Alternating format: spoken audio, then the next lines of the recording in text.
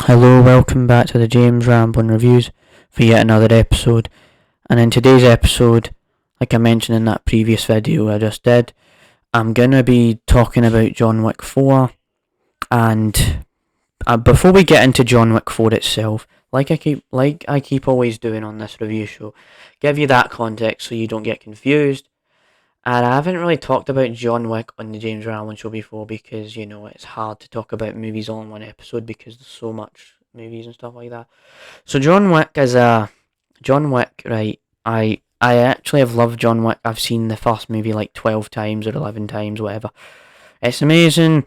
You'd think that a movie where this guy with like just the sheer will to do whatever it takes, like just wants to like his dog gets killed and his car gets stolen, and you're like, oh, that sounds so cliche, but the way it's done is so good. The second movie expands upon everything the first movie had, and then it had the new dog, and then you had this house burning down, so it gave John Wick that motivation to do more things. The third movie, I did like the third movie, but the plot goes all over the place, or it just runs around and doesn't know what it's doing. It's trying to, unanswer questions about the high table and things like, the whole thing about how much money will be on John Wick's head and stuff like that. So it's fair to say, like, there's still enjoyable moments in the third movie, but it is the weakest story out of them all. So going into this movie, I'm already excited because I've rewatched the films, and I have to say that John Wick 4 lives up to the hype it's been getting recently. It is probably the best movie of 2023 right now. I've only seen two movies, including Ant-Man, but I'll get into that in the next episode of the James Ramblin' Show. But John Wick 4 delivers, like, you have a story where John Wick has to basically take out the high table, and the marquee dude who's the French villain.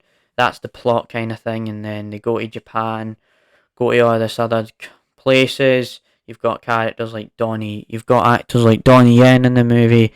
You've got Winston. You've got that guy who plays Morpheus in the Matrix, who also is in the John Wick. He's in there. You've got all these characters. There's a lot to pay attention to, but I think it's like the movie does a good job at sort of tying up what the third movie did. And yeah, like Keanu Reeves, it's Keanu Reeves. What else is there more to say about Keanu Reeves, right? Like Keanu Reeves is like one of the best actors, and this movie has done a lot at the box. So I done a lot of money at the box office, and they've thought of doing a fifth movie. But I just think I'm glad they're not stretching it out after four movies, because you know me, I hate when franchises get milked and they have 12 movies and like five of them are good or whatever. I don't like that stuff. So to see that they've actually realised, okay, we've done all of this and we've tied it all together, it's done what it needs to do kind of thing. And yeah, there are some lines where they're like kind of, they make it a bit funny, but they don't undercut it with humour.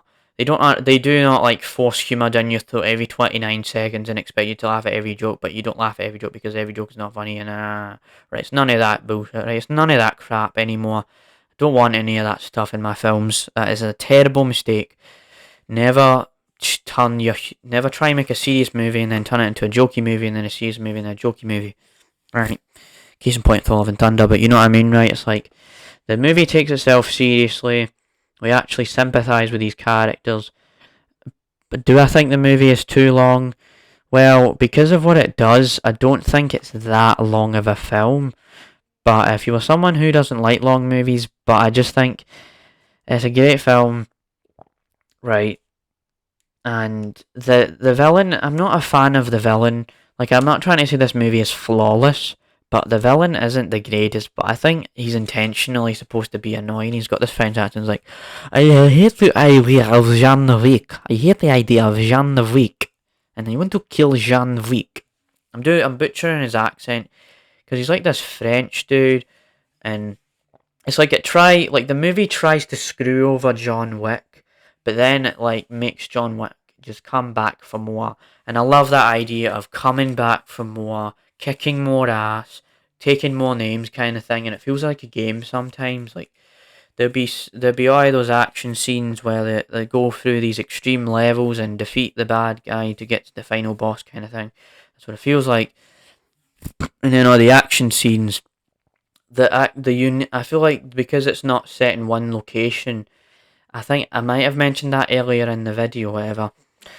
Because it's set in different locations, it adds more to the story, and it just kind of makes it feel more interesting. It's not like you have a movie that's just in one location, like in a bar or something, and it's there for the whole time. You get a bit of like a mixture of different places and different environments, different combat styles. I could go on all day, but I think this is actually good. I'm surprised that this is going to be a shorter review than I expected, because I've kind of said what I've wanted to say. I've kind of wrapped it up and summarised it. So yeah, stay tuned for the next James Ramblin' Show episode where we'll talk about Ant-Man, stuff like that. You'll get all of that stuff. So yeah, it's a bit of a shorter review, but I just wanted to wrap it up a bit more. So yeah, see ya. Baba Yaga, John Wick, amazing franchise. Go watch John Wick 4 in theatres. The recliners were good. I forgot to mention that. I've done that. I've had recliners a few times. Recliners are amazing. The food was okay. My dad did enjoy it. Stuff like that. So yeah, one of my shorter reviews. But this movie, go see it. Absolutely, go see it. You're missing out. You're missing out on John Wick 4 if you have not seen this film. Bye.